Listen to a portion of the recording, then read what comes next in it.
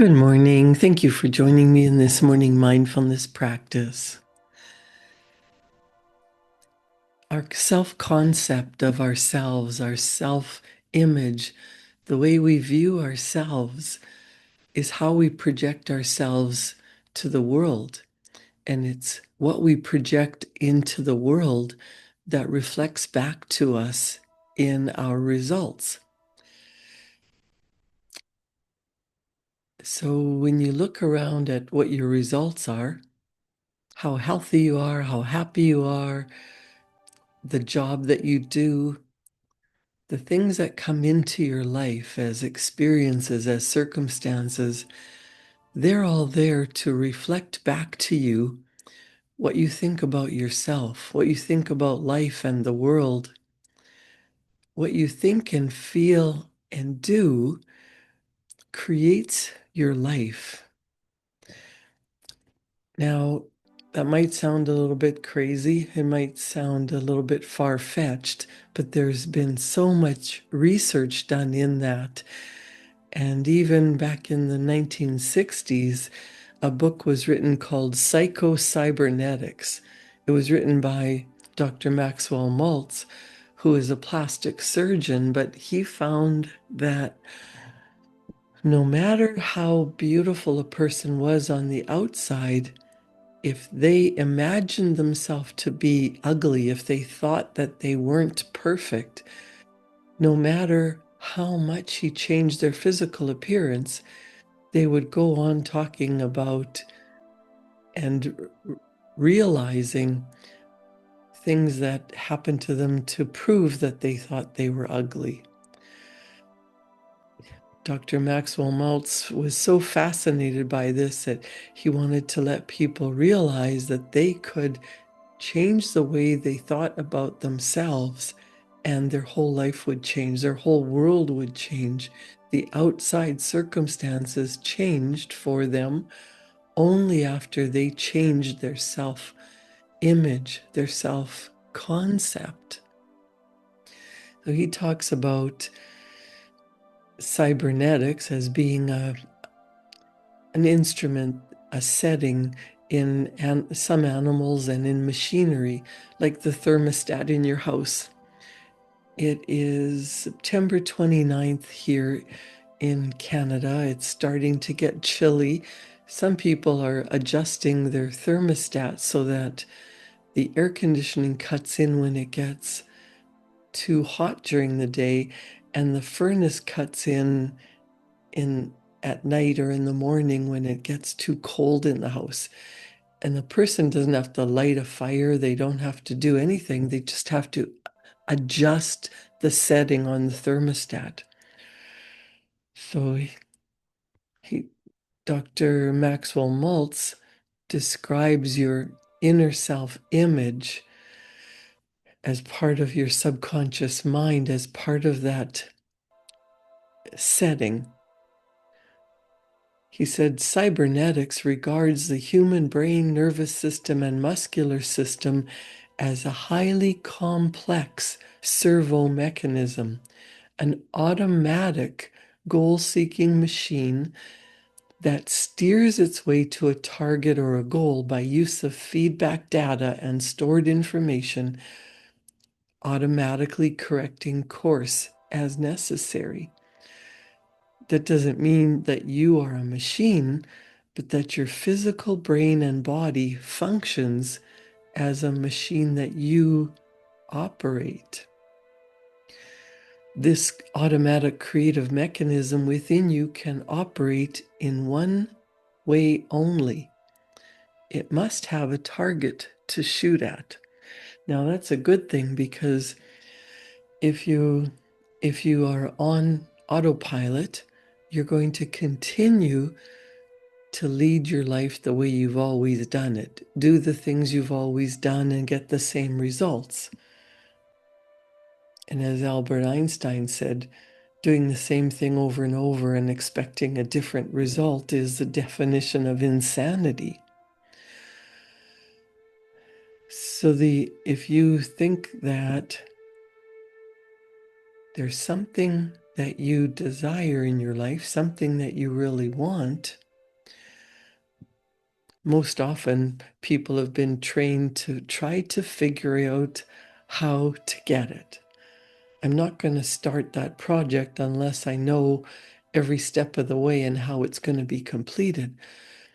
Well, I want to suggest to you that instead of doing that, setting a goal that you know how to get, that you can measure, that you can realize it's realistic, it's something that you want. What about thinking about something that you truly desire, something that you really want, going after it, even if it seems impossible? Because if you hold a picture in your mind of something that you really desire, and instead of thinking about it from the viewpoint of, I want that, but I can't because, I want you to just allow yourself to relax and pretend that you've changed the setting in your cybernetic mechanism, in that control mechanism, and you are shooting at a new target. And that means you must first clearly see a thing in your mind before you can do it. And when you do see a thing clearly in your mind, the creative success mechanism within you takes over, and it does the job much better than you could do trying to figure it out on your own or through willpower or by conscious effort. Now, Dr. Maxwell Maltz says, instead of trying hard by conscious effort to do the thing with iron-jawed willpower, and all the while worrying and picturing to yourself all the things that are likely to go wrong, you simply relax the strain. You stop trying to do it by strain and effort. You picture yourself with the target that you really want to hit and let your creative mechanism take over. Thus, mentally picturing the desired end result literally forces you to use positive thinking. You're not relieved thereafter from effort and work, but your efforts are used to carry you forward toward your goal rather than the futile mental conflict that results when you want something and try to do one thing, but then feel yourself and picture yourself doing something else. He says, this same creative mechanism within you can help you achieve your best possible self if you will form a picture in your imagination of the self that you want to be and see yourself in the new role. This is a necessary condition to personality transformation, regardless of the method of therapy used. So before a person can change, he must see himself in a new role.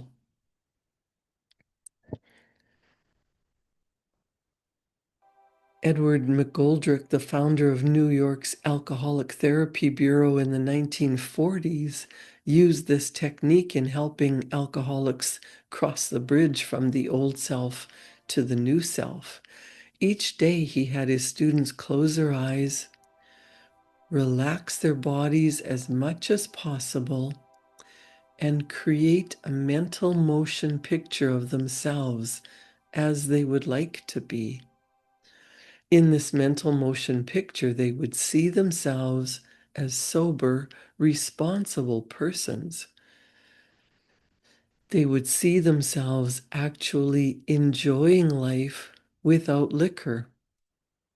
Dr. Maltz said he witnessed veritable miracles in personality transformation when an individual changes his self-image. But back then, we were only beginning to glimpse the potential creative power that stems from human imagination, particularly the images that we hold concerning ourselves.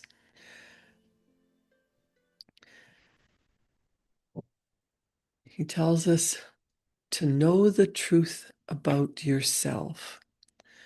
The aim of self-image psychology is not to create a fictitious self that is all-powerful, arrogant, egotistic, and all-important. Such an image is as inappropriate and unrealistic as an inferior image of self. Our aim is to find the real self and to bring our mental images of ourselves more in line with the objects representing our goals. However, it is common knowledge among psychologists that most of us have underrated ourselves. We've shortchanged ourselves and we sell ourselves short. He says, actually, there is no such thing as a superiority complex. People who seem to have one are actually suffering from feelings of inferiority. Their superior self is a fiction to cover up, to hide from themselves and others their deep down feelings of inferiority and insecurity. How can you know the truth about yourself? How can you make a true evaluation? The scriptures, it seems, Dr. Malt says, it seems to me that here psychology must turn to religion. The scriptures tell us that God created man a little lower than the angels and gave him dominion, that God created man in his own image. If we really believe in an all-wise, all-powerful, all-loving creator, then we are in a position to draw some logical conclusions about that which he has created. Mankind. In the first place, such an all-wise and all-powerful creator would not turn out inferior products any more than a master painter would paint inferior canvases. Such a creator would not deliberately engineer his product to fail any more than a manufacturer would deliberately build failure into a vehicle. The fundamentalists tell us that man's chief purpose and reason for living is to glorify God, and the humanists tell us that man's primary purpose is to express himself fully. However, if we take the premise that God is a loving creator and has the same interest in his creation that an earthly father has in his children, then it seems to me that the fundamentalists and the humanists are saying the same thing. What brings more glory, pride, and satisfaction to a parent than seeing his offspring do well, succeed, and express to their fullest their abilities and talents? Jesus expressed the same thought when he told us not to hide our light under a bushel basket, but to be our light, to let our light shine so that your Father may be glorified. He goes on to say, I cannot believe that it brings any glory to God when his children go around with hangdog expressions, being miserable, afraid to lift up their heads and so-called be somebody. As Dr. Leslie D. Weatherhead, Christian theologian and author of The Will of God, wrote in a book called Prescription for Anxiety, he says, if we have in our minds a picture of ourselves as fear-haunted and defeated nobodies, we must get rid of that picture at once and hold up our heads. That is a false picture, and the false must go. God sees us as men and women in whom and through whom He can do great work.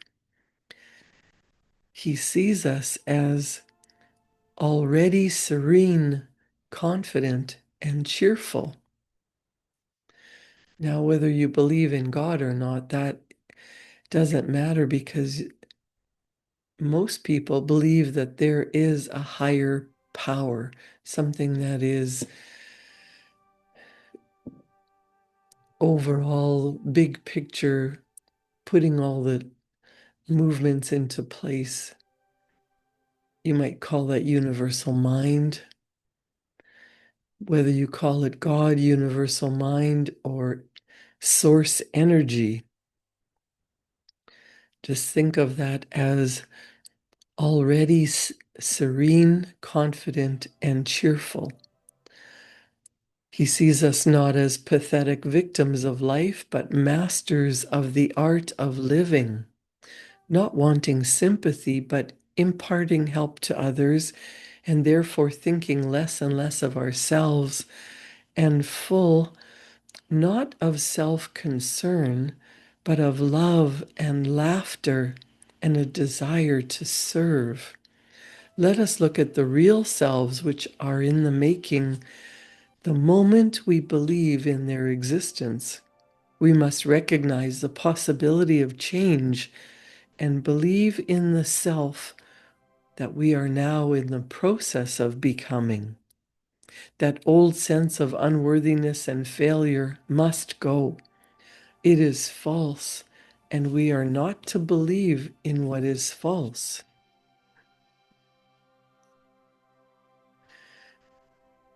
Here's a practice exercise from Dr. Maltz. Hold a picture of yourself long and steadily enough in your mind's eye, and you will be drawn towards it. Now, this is what Bob Proctor and Sandy Gallagher taught me. Visualization. When you hold a picture in your mind and you get so clear on what that picture is, you get so clear on it that when you open your eyes, it's a surprise that you're not already in that picture. If you've ever daydreamed about being on a beach at your favorite lake, or imagine yourself on a beach in Hawaii or Fiji or Belize or Mexico, wherever you want to be, if you've imagined that so clearly, you can almost taste the salt water in the air. You can relax yourself into being there. So Dr. Harry Emerson Fosdick said, picture yourself vividly. If you picture yourself vividly as defeated, that alone will make victory impossible. Picture yourself vividly as winning, and that alone will contribute immeasurably to success. Great living starts with a picture held in your imagination of what you would like to do or be. Your present self-image was built on your own imagination, pictures of yourself in the past, which grew out of interpretations and evaluations that you placed on experience. Now you're able to use the same method to build an adequate self-image that you previously used to build an inadequate one. Set aside a period of 30 minutes each day when you can be alone and undisturbed. Now you might say 30 minutes, wow, what a waste of time. Well, you might try 2 minutes or 5 minutes or 10 minutes. I promise you, when you do this for a period of time and you see how it changes your results, you will definitely want to do it for 30 minutes at a time, because what you hold in your vision, What you hold in your heart is what you create in your outside world. So Dr. Maxwell Maltz says, relax and make yourself as comfortable as possible. Now close your eyes and exercise your imagination. Many people find they get better results if they imagine themselves sitting before a large motion picture screen and imagine that they are seeing a motion picture of themselves. The important thing is to make these pictures as vivid and as detailed as possible. You want your mental pictures to approximate actual experience as much as possible.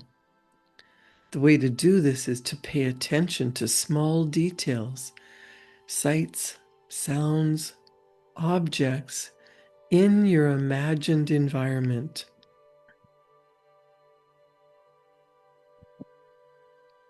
Dr. Maltz gives an example. One of his patients was using this exercise to overcome the fear of the dentist.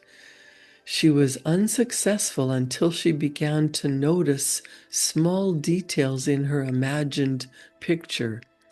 The smell of the antiseptic in the office, the feel of the leather on the chair arms, the sight of the dentist's well-manicured nails as his hands approached her mouth. Details of the imagined environment are all important in this exercise because, for all practical purposes, you are creating a practice experience. And if the imagination is vivid enough and detailed enough, your imagination practice is equivalent to an actual experience insofar as your nervous system is concerned. The next important thing to remember is that during this, I promise I'll only keep you 5 more minutes, but he says in this 30-minute practice, you see yourself acting and reacting appropriately, successfully, ideally. It doesn't matter how you acted yesterday. You do not need to try to have faith you will act in the ideal way tomorrow. Your nervous system will take care of that in time if you continue to practice. See yourself acting, feeling, being as you want to be. Do not say to yourself, I'm going to act this way tomorrow. Just say to yourself, I am going to imagine myself acting this way now for 30 minutes today. Imagine how you would feel if you were already the sort of personality you want to be. If you have been shy and timid, see yourself moving among people with ease and poise and feeling good because of it. If you have been fearful and anxious in certain situations, see yourself acting calmly and deliberately, acting with confidence and courage, and feeling expansive and confident because you are.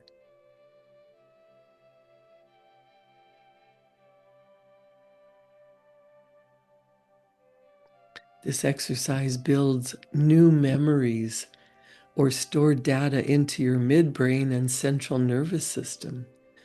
It builds a new image of self. After practicing it for a time, you will be surprised to find yourself acting differently, more or less automatically and spontaneously without trying. This is as it should be. You do not need to try or make an effort now in order to feel ineffective and act inadequately. Your present inadequate feeling and doing is automatic and spontaneous because of the memories, real and imagined, that you have built into your automatic cybernetic mechanism.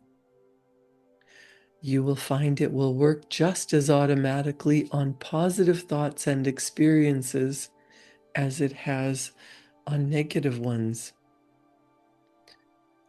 Some people who follow the psycho-cybernetics principles began with doubts that they could spend 30 minutes a day picturing who they want to be. They also had difficulty visualizing a goal clearly. Finally, when they did form mental pictures, they found their minds would wander and they judged themselves harshly for this. Essentially, like anything else, getting good at picturing who you want to be requires practice. As Olympic champion and coach Dan Gable said, the only place you start at the top is digging a hole. Just because the mental imagery isn't clear when you begin does not mean it won't get clearer, more vivid, more detailed, and more powerful each time you practice. When you begin, it's good to scan your body for tension and begin to consciously relax your head, torso, waist, legs, and so on. And as strange as it may sound, allow yourself to smile. Smile into your brain and body, which greatly helps you to relax. As you begin to relax, concentrate on breathing deeply. Follow your inhale and your exhale. Allow positive energy to enter as you exhale the negative. After you've done this, you can go back into your past and find a successful memory, an occasion when you did something well. Again, this could be as simple as tying your shoes for the first time or writing your name in school. Whatever happened is irrelevant. How big the success was doesn't matter either. All that matters is the memory triggers a positive, happy, feel-good experience in you right now.